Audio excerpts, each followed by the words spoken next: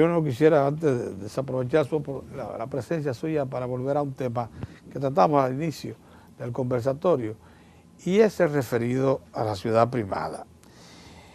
El Estado llegó a un entendimiento con el Grupo Vicini para hacer un puerto turístico de calidad, o sea, que supere mucho lo que era la iniciativa propia del Estado, lo convierte en un gran hogar, digamos que de transatlántico, pensando ya no solamente en los botes, estos grandes, sino en barcos de capacidad de hacer viajes desde, digamos, Medio Oriente, o del Oriente hasta acá. Pensemos en un barco con chinos, de la República Popular China. Para ser un puerto madre, tú quieres. Para que sea un puerto madre. Exacto. Entonces ahí se ha pensado también, porque hay tierra suficiente, en un centro, un gran centro de convenciones y en hoteles gigantescos que ha proyectado el Grupo Vicini. Yo quisiera transportarme al futuro y ver todo eso hecho ya, y ver también instalado en la zona colonial restaurantes de calidad mundial, bien operados, todo el ambiente, el entorno de la zona colonial soterrado, los sistemas de luces, bien vigilado.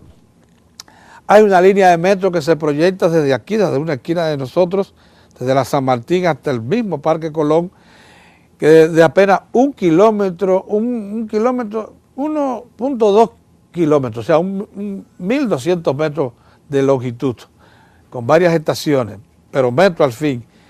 Todo eso haría de la zona colonial, en mi opinión, un atractivo. ¿Usted cree que ciertamente eso es posible? Sí, yo creo que es posible y deseable encima de eso.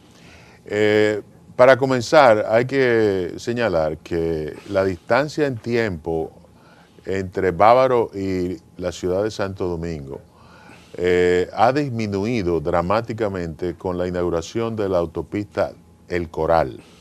Aunque le falta un trozo, pero le falta pronto un será trozo completada. Que está supuesto a ser terminado para diciembre de este año. Y así es. Que es el trayecto La Romana-Santo Domingo. Sí, una vez eso sea así, el tránsito desde Bávaro hasta la capital sería 1 hora, ¿cuánto? 2 horas, 2 horas. De Yo 4 horas que eran antes, se va a reducir a la mitad. A la mitad. Sí. Entonces, eso quiere decir que va a haber una afluencia muy considerable de turistas que van a venir a visitar en excursiones de un día la ciudad de Santo Domingo, y el foco principal de atracción de la ciudad de Santo Domingo será necesariamente la ciudad colonial. En consecuencia, las oleadas de visitantes, por concepto de Bávaro Punta Cana solamente serán muy apreciables. Si a eso se le añade el desarrollo del home port que planea el proyecto de Sanssouci, entonces podríamos tener turistas a raudales en la ciudad colonial. Desafortunadamente, hace 8 años que la concesión el Estado Dominicano la dio a ese grupo del proyecto de Sanssouci, y han habido dificultades para la implementación del proyecto que tienen en mente. Entre ellos el traslado de la base de la Marina. El traslado de la base de la Marina, el traslado de la Escuela Naval. Sí, Escuela Naval también. Esos son escollos fundamentales. Hay otro que es muy fundamental, que es el problema del dragado del río, porque el río ha causado daños a los barcos cruceros. Y ese es un problema muy difícil de resolver, porque no se resuelve dragando una sola vez. Las soluciones son mucho más retadoras e implican inversiones considerables de parte del Estado, porque no es únicamente de los inversionistas privados, ¿no? De manera tal que eso explica la dilación en el desarrollo de ese proyecto, pero las perspectivas son de que una vez se superen esos escollos, pues la afluencia de cruceristas a la ciudad de Santo Domingo posiblemente supere la de cualquier otro puerto turístico de la región del Caribe. Los principales son Cozumel, Bahamas, San Juan de Puerto Rico, Islas Vírgenes y San Martín, que reciben por encima del 1 millón de cruceristas al año. Es posible que Santo Domingo pueda recibir hasta 3 o 4 millones de cruceristas al año, siempre y cuando se pueda desarrollar ese proyecto. Y es lo mismo que el centro de convenciones, que parece que sería el que se proyecta, parece que sería un centro de convenciones gigantesco, que competiría incluso con la península de la Florida, que es un centro de convención permanente. Pero en general que nosotros tenemos el potencial de alcanzar esos 10 millones, eso sí queremos, sí, ciertamente. En el tiempo previsto, próximos 10 años. Sí. El centro de convenciones forma parte de lo que es el proyecto de Sanssouci. Sí, así es. Y nos estamos quedando un poco rezagados en ese aspecto porque ya San Juan de Puerto Rico tiene un centro de convenciones, La Habana tiene otro, San José de Costa Rica tiene otro, Panamá tiene otro. Es decir, que estamos rezagados en ese sentido, pero la respuesta es que el proyecto de Sanssouci debe avanzar. Por último, reclama para que eso sea posible, tal como lo estamos proyectándonos hacia el futuro. El proyecto aquel de un desarrollador que quiso llevarse los acantilados de Güibia y alrededores hasta el fondo y convertirlo en playa. ¿Para eso se reclama eso? ¿Es imprescindible o usted preferiría dejarlo como está? Muy buena pregunta. Mira, hay antecedentes que datan desde hace décadas para la creación de playas artificiales para la ciudad de Santo Domingo.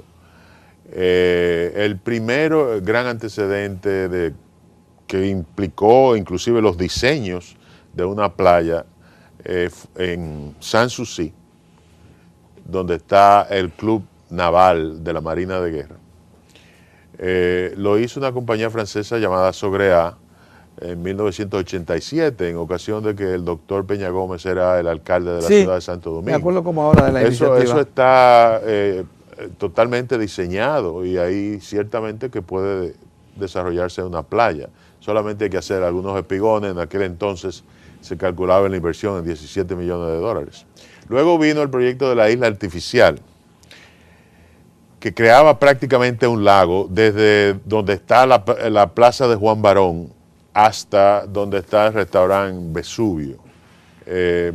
Y eso evitaba que al crearse un muro de contención entre las aguas del mar y el litoral, se podían hacer las playas y evitaba que las aguas contaminadas de los Sama contaminaran el agua de las playas.